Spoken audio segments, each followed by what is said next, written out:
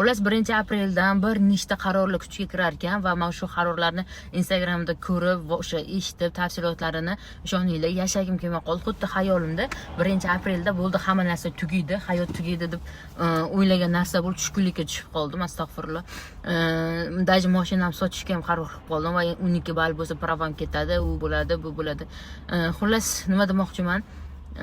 Oldin bilsanglar televideniyada faqat bayramlar ko'rsatilardi va insonlar hayotiga uchun yaxshi bo'lgan qarorlarni muhokama qilishardi. Mana bunaqa qaror qabul qilindi, mana bunaqa bo'ldi va qanaqa insonlar baxtli edi. Mana bu ijtimoiy tarmoqlar tez rivojlangani, internet rivojlangani rostdan ham insonlarni hayoti uchun xavfli ekan. Misol men o'zim biznesim shu Instagram, ijtimoiy tarmoqlar bilan qo'shimcha reklama bo'lib foydasi bor, lekin ko'proq shu narsa menga va boshqa insonlarga juda ham katta zarar bor ekan. Men nima demoqchiman, iloji boricha juda ham kam foydalaninglar.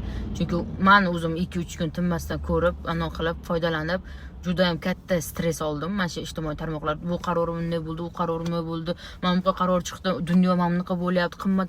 Voy, xullas, yomon charchab ketdim.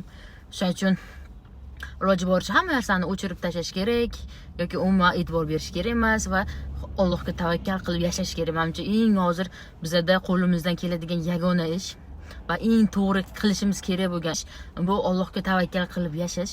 Mana shu narsani hozirgi hayotda yashamasak, mana shu atrofimizdagi ma'lumotlar yo atrofimizda bo'layotgan voqealarni hammasidan stress olamizda va sahr kasalligi va stress kasalligi va nimadir kasalliklarni orttirib olib, 50 ga bormasdan xayrlashib ketishimiz mumkin. Shuning uchun siqilmanglar, e'tibor bermanglar. 12 ball to'plasam ham bo'pti, pravan qaytadi.